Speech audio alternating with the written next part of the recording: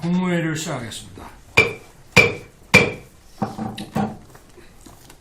국무위원 여러분, 국정의 최우선은 첫째도 민생, 둘째도 민생, 셋째도 민생입니다. 어려운 국민을 돕고 민생을 챙기는 것이 바로 정부의 존재 이유입니다. 그런 측면에서 이번 총선을 통해 나타난 민심을 우리 모두 겸허하게 받아들여야 합니다. 더 낮은 자세와 유연한 태도로 보다 많이 소통하고 저부터 민심을 경청하겠습니다. 취임 이후 지난 2년 동안 국민만 바라보며 국익을 위한 길을 걸어왔지만 국민의 기대에 미치지 못했습니다. 올바른 국정의 방향을 잡고 이를 실천하기 위해 최선을 다했음에도 국민들께서 체감하실 만큼의 변화를 만들어내는데 모자랐다고 생각합니다. 큰 틀에서 국민을 위한 정책이라고 하더라도 세심한 영역에서 부족했다고 생각합니다. 무엇보다 어려운 서민들의 삶을 훨씬 더 세밀하게 챙겼어야 했습니다. 예산과 정책을 집중해서 물가 관리에 총력을 다했습니다. 그러나 어려운 서민들의 형편을 개선하는 데 미처 힘이 닿지 못했습니다. 미래 세대를 위해 건전 재정을 지키고 과도한 재정 중독을 해소하는 과정에서 세심하게 살피지 못한 부분이 많습니다. 이자 환급을 비롯해서 국민들의 부담을 덜어드리기 위해 애썼습니다. 그렇지만 근본적인 고금리로 고통받는 민생에 충분한 도움이 되지 못했다고 생각합니다. 부동산 3법의 폐해를 바로잡기 위해 주택 공급을 활성화하고 재개발, 재건축 규제도 완화해서 부동산 시장을 정상화하고 천정부지로 치솟았던 집값을 낮췄습니다.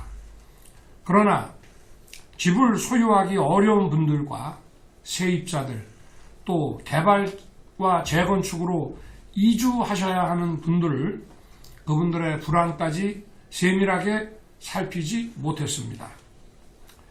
주식시장을 활성화해서 국민의 자산 형성을 돕기 위해 공매도를 금지하고 양도소득세 과세 대상 기준을 상향하여 증권시장에서 자금이 빠져나가지 않도록 조치했으며 기업의 밸류업을 지원했습니다. 그러나 주식시장에 접근하기도 어려운 서민들의 삶에 대한 배려가 미흡했습니다.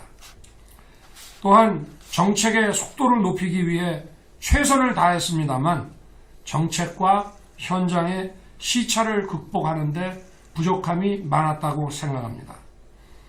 대외 의존도가 높은 우리 경제의 어려움을 풀기 위해 수출 드라이브와 건전 재정, 민간 주도 성장을 지속적으로 추진했고 실제 수출이 되살아나면서 경제가 다시 일어서고 있습니다. 하지만 이러한 경제 회생의 온기를 모든 국민에게 골고루 확산시키는 데까지는 정부의 노력이 부족했습니다. 탈원전으로 망가진 원전 생태계를 살리고 반도체를 비롯한 첨단 산업을 육성해서 산업 경쟁력을 높였습니다만 이러한 회생의 활력이 중소기업, 소상공인, 많은 근로자들에게까지 온전히 전달되는 데는 미흡했습니다. 우리 청년들의 꿈과 희망을 키우기 위해 국가 장학금을 대폭 확대하고 청년들의 자산 형성과 내 집 마련 지원도 엄청나게 늘리기는 했습니다. 그러나 아직 많은 청년들이 변화를 체감하지 못하고 미래를 걱정하는 현실을 무겁게 받아들입니다. 아울러 우리 정부는 사교육 카르텔을 혁파해서 학생들에게 공정한 기회를 제공하고 대학 경쟁력을 강화하는 데 많은 노력을 기울여 왔습니다. 또한 늘봄 학교 정책을 통해 국가 돌봄 체계를 실현하는 데에도 정성을 다했습니다. 하지만 아직 현장의 문제를 다 해결하기에는 보완해야 될 부분이 많습니다. 결국 아무리 국정의 방향이 옳고 좋은 정책을 수없이 추진한다 해도 국민들께서 실제 변화를 느끼지 못한다면 정부의 역할을 다하지 못한 것입니다. 무분별한 현금 지원과 포퓰리즘은 나라의 미래를 망치는 것입니다. 경제적 포퓰리즘은 정치적 집단주의와 전체주의와 상통하는 것입니다. 그래서 이것은 우리 미래에 비추어 보면 마약과 같은 것입니다. 그러나 현재 국민들이 겪는 어려움을 더 세심하게 살피는 것이 바로 정부의 임무이고 민심을 챙기는 것이라고 생각합니다. 특히 한계선상에 계신 어려운 분들의 삶을 한 분 한 분 더 잘 챙겨야 할 것입니다. 국민 여러분께 더 가까이 민생 속으로 더 깊숙이 들어가서 현장의 어려움을 듣고 국민의 삶을 더 적극적으로 챙기겠습니다. 실질적으로 국민들께 도움이 되는 정책들을 더 속도감 있게 펼치면서 국민과 함께하는 민생 토론회를 통해 부족한 부분들을 채워 넣겠습니다. 정책과 현장의 시차를 좁힐 수 있도록 현장의 수요를 더 정확히 파악해서 맞춤형 정책 추진에 힘을 쏟겠습니다. 국민들의 정책 수요를 통해서 국정 과제를 잡아서 저희들이 부처 벽 허물기로 일을 해왔습니다마는 국민들의 수요가 매우 다양하다는 점을 저희가 인정하고 다양한 국민들의 수요에 대한 이 맞춤형 정책 추진을 해야 될 것입니다. 아울러서 대한민국의 미래를 위한 구조개혁은 멈출 수 없습니다. 노동, 교육, 연금 3대 개혁과 의료 개혁을 계속 추진하되 합리적 의견은 더 챙기고 귀 기울이겠습니다. 정부가 할 수 있는 일에 책임을 다하면서 국회와도 긴밀하게 더욱 협력해야 할 것입니다. 민생 안정을 위해 필요한 예산과 법안은 국회에 잘 설명하고 더 많이 소통해야 합니다. 국무위원들께서는 이번 21대 국회가 종료되기 전까지 각 부처에서 추진하고 있는 법안이 통과될 수 있도록 마지막까지 최선을 다해 주시기 바랍니다. 국민께서 바라시는 변화가 무엇인지, 어떤 것이 국민과 나라를 위한 길인지 더 깊이 고민하고 살피겠습니다. 민생을 위한 것이라면 어떠한 일도 마다하지 않을 것입니다.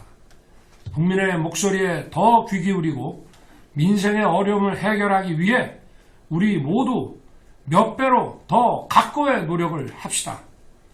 국무위원 여러분께서도 민생 안정을 위해 공직사회에 일하는 분위기를 잡아주기 바랍니다. 아울러서 기강이 흐트러진 것이 없는지 늘 점검해 주기 바랍니다. 지난 4월 13일 새벽 이란이 이스라엘을 공격했습니다. 작년 10월 발발한 이스라엘 하마스 사태가 중동 전체로 번지는 양상입니다. 우리 정부는 관련국들과 긴밀히 공조하면서 경제 안보 긴급 비상 대비 시스템을 가동하고 있습니다. 중동에서 벌어지고 있는 무력 사태는 먼 곳에서 일어난 남의 일이 아닙니다. 호르무즈 해협은 전 세계 석유 교역량의 4분의 1, LNG 가스 교역량의 5분의 1이 지나는 핵심 에너지 수송로입니다. 중동 지역의 불안은 국제유가 상승으로 직결되고 이는 우리 경제와 공급망에 막대한 피해를 끼치게 됩니다. 특히 우리나라에서 사용하는 석유의 60%가 호르무즈 해협을 통해 수송되고 있고 우리나라의 중동산 원유 의존도는 72%에 달하고 있습니다. 막대한 운송비 증가와 국제 유가 상승은 우리 물가 상승으로 바로 이어지고 서민들에게 더욱 큰 고통을 주게 될 것입니다. 이러한 사안의 심각성을 고려하여 저는 지난 14일 오후 관계부처 장관들을 소집하여 긴급 경제안보회의를 주재했습니다. 무엇보다 정부는 우리 국민의 안전을 지키기 위해 재외 국민과 선박, 공관에 대한 안전조치를 강화할 것입니다. 또한 사태의 확전이나 장기화 가능성에 따라 국제 유가 변동이 우리 경제에 미칠 영향들을 종합적으로 점검했습니다. 각 부처는 에너지 수급과 공급망에 관한 분석 관리 시스템을 가동해서 상황 관리에 만전을 기해 주시기 바랍니다. 아울러 발생할 수 있는 여러 형태의 리스크 요인에 대해 선제적으로 대처해야 합니다. 중동 정세의 불안정이 우리 안보에 미칠 영향이나 북한의 도발 가능성에 대해서도 확고한 대비태세를 유지해 주기 바랍니다. 오늘은 세월호 10주기입니다. 10년이 지났지만 2014년 4월 16일 그날의 상황이 지금도 눈에 선합니다. 안타까운 희생자들의 명복을 빌며 유족 여러분께 다시 한번 심심한 위로의 뜻을 드립니다.